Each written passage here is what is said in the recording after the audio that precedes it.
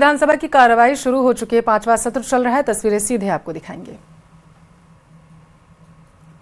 बन चुका है, वहाँ बस स्टैंड से ज्यादा आवश्यकता इस रोडवेज बस डिपो की है। क्षेत्र की जनता ये नहीं देखती सरकार किसकी है, उनको लाभ मिलना चाहिए, लेकिन इनकी नीयत में खोट है। ये सदैव पूर्ववर्ती सरकार पे दोष डाल के किए गए विकास कार्यों को रोकना चाहते हैं, उस पर रोड़ा अटकाना चाहते हैं, उसको बजट को बंद करना चाहते हैं। मैं इसका कड़ा विरोध करता हूं और मैं मांग करता हूं आपके माध्यम से, जो मुख्यमंत्री अशोक गहलोत ने जो मेरे क्षेत्र की जनता को सौगात दी थी, जो 25 सालों से मांग चली आ रही थी, आप उस बजट घोषणा को पूरा करें। नौर में रोडवेज बस डिपो स्वीकृत करे, उसका बजट स्वीकृत करे, ये मेरी आपसे मांग है।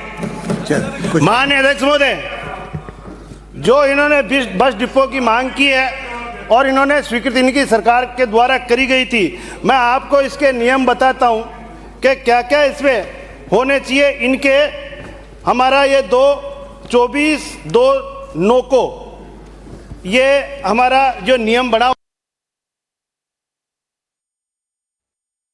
उसके तहत इसमें 80 शेड्यूल हमारे को चाहिए और 30,000 किलोमीटर संचालन का स्कोप चाहिए। वो वहाँ पे अवेलेबल नहीं है। इनके 53 शेड्यूल सारे हैं, इसलिए हमने सर्वे करा के देखा है और पूरी बोर्ड की मीटिंग ने ये तय किया गया है कि हम यात्रियों की सुविधा के लिए वहाँ पे बस स्टैंड चालू करें और उसके लिए 1 करोड़ 20 लाख की स्वीकृति दे दी है। निश्चित रूप से वो बस स्टैंड चालू हो जाएगा।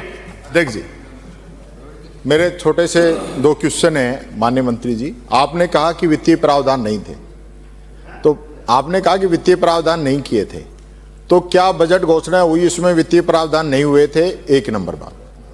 2 नंबर बात, आपने जो नोट्स बताए हैं 60,000 का कुछ जो आपने बताया है, क्या इससे कम नोट्स के कहीं डिपो संचालित है राजस्थान में या कहीं भी नहीं हुए?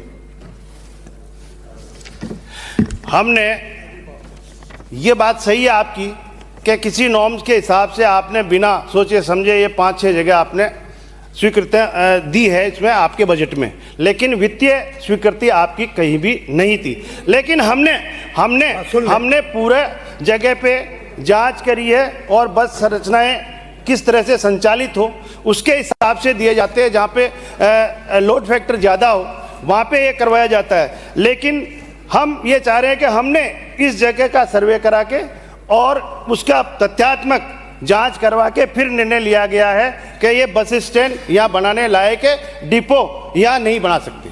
बन रहा है, ये तो पॉलिटिकल निर्णय है आपका। मैं सिंपल सी 2 चीज पूछ रहा हूँ, क्या इस नहीं जो मापदंड है उससे कम के डिपो भी नहीं है? 1 नंबर। और 2 नंबर, आपने फिर कह दिया कि आपने वित्तीय स्वीकृति नहीं जारी की।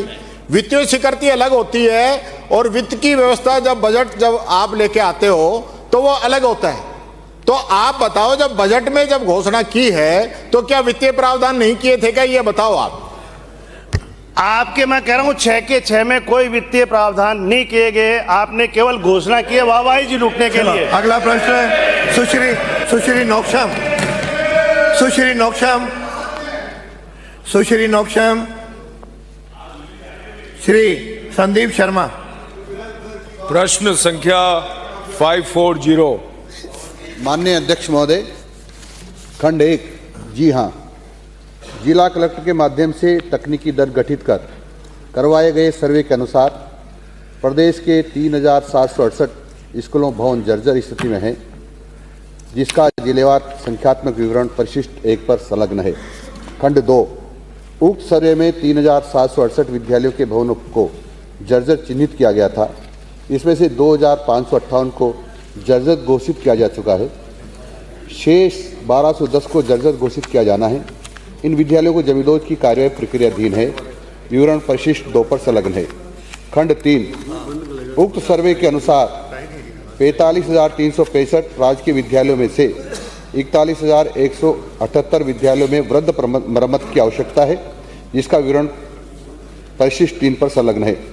राज्य मद वर्ष 2025-26 अंतर्गत 2,000 राजकीय विद्यालयों के लिए वृद्ध मरम्मत गतिविधि हेतु राशि 175 करोड़ लगभग स्वीकृत किए गए हैं, जिसका जिलेवार व विद्यालय के दाम सहित विवरण परिशिष्ट 4 और 5 पर संलग्न है। इसके अतिरिक्त जिला कलेक्टर द्वारा बाढ़/अतिवृष्टि से क्षतिग्रस्त विद्यालय भवनों के लिए एसडीआरएफ से